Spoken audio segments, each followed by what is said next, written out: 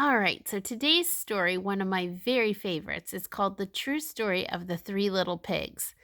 And this story is really cool because instead of it being told from the side of the pigs, it's told by the wolf. So it says The True Story of the Three Little Pigs. And right here it says, by a wolf. It says, as told by a wolf.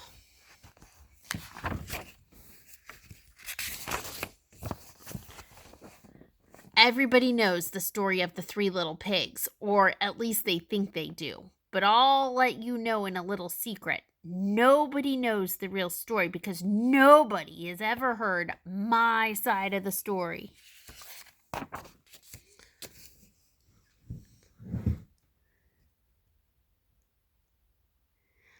I'm the wolf, Alexander T. Wolf. You can call me Al. I don't know how all this whole big bad wolf thing all started, but it's all wrong.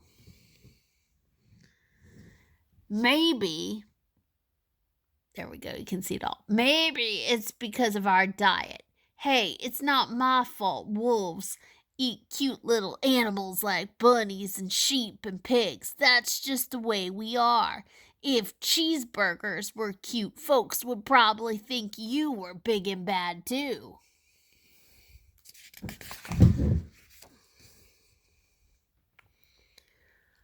But as I was saying, this whole big bad wolf thing is all wrong. The real story is about a sneeze and a cup of sugar. This is the real story.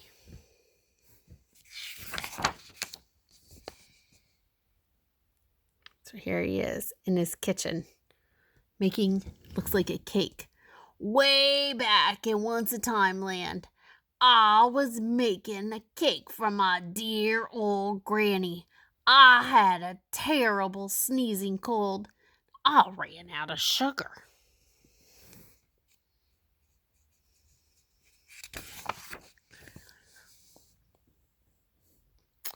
So I walked down the street to ask my neighbor for a cup of sugar.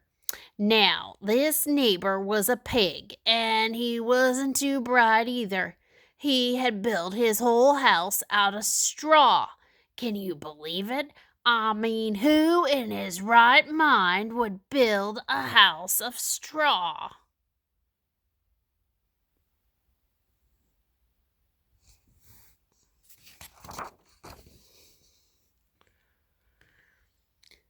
So, of course, the minute I knocked on the door, it fell right in. I didn't want to just walk into someone else's house, so I called, little pig, are you in? No answer. I was just about to go home without that cup of sugar from my dear old granny's birthday cake. That's when my nose started to itch. I felt a sneeze coming on. Well, I huffed and I snuffed.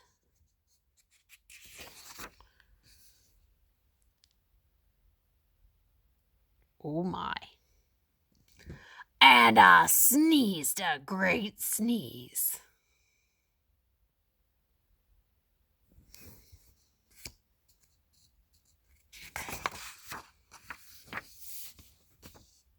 Uh-oh. And you know what? That whole darn straw hat fell down, and right in the middle of the pile of straw was the first little pig, dead as a doornail. He had been home the whole time. It seemed like a shame to leave a perfectly good ham dinner lying there in the straw, so I ate it up. Think of it as a big cheeseburger just lying there.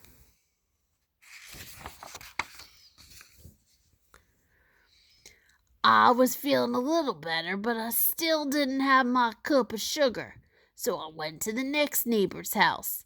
This neighbor was the first little pig's brother. He was a little smarter, but not much. He'd built his house out of sticks. I rang the bell of the stick house. Nobody answered. I called. Mr. Pig, are you in? He yelled back. Go away, Wolf, you can't come in. I'm shaving the hairs on my chinny chin.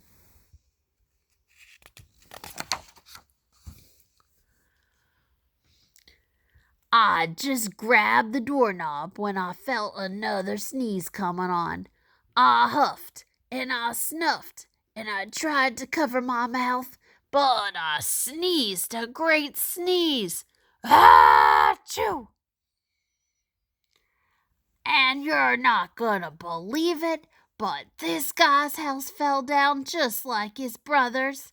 When the dust cleared, there was the second little pig, dead as a doornail. Wolf's honor.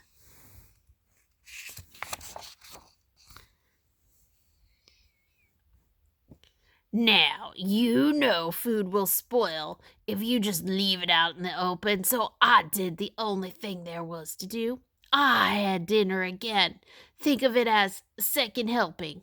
I was getting awfully full, but my cold was feeling a little bit better. I still didn't have that cup of sugar for my dear old Granny's birthday cake, so I went to the next house. This guy was the first and second little pig's brother. He must have been the brains of the family.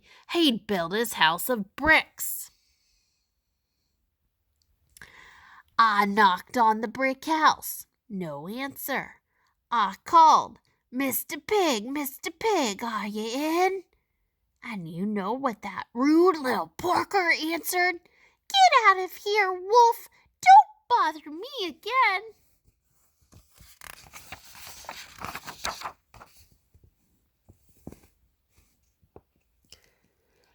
Talk about impolite. He probably had a whole sack full of sugar, and he wouldn't give me even one little cup for my dear, sweet old Granny's birthday cake. What a pig! I was just about to go home and maybe make a nice birthday card instead of a cake when I felt my cold coming on. I huffed and I snuffed and I sneezed once again. Then the third little pig yelled, and your old Granny can sit on a pin.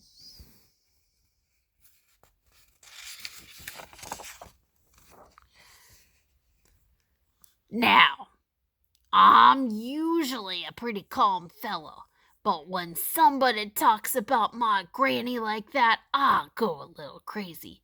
When the cops drove up, of course I was trying to break down the pig's door, and the whole time I was huffing and puffing and sneezing and making a real scene.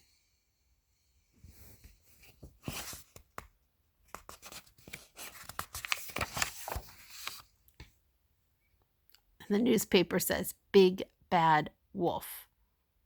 Wolf. I'll huff and I'll puff. And down here it says, A.T. Wolf, big and bad. The rest, as they say, is history. The news reporters found out about the two pigs I had for dinner.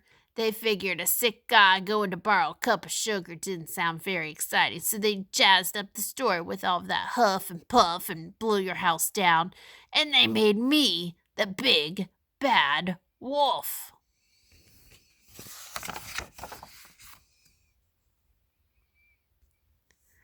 But maybe you could loan me a cup of sugar. The end. So remember, boys and girls, I want you to go find 3 facts about pigs and write them down in your journal.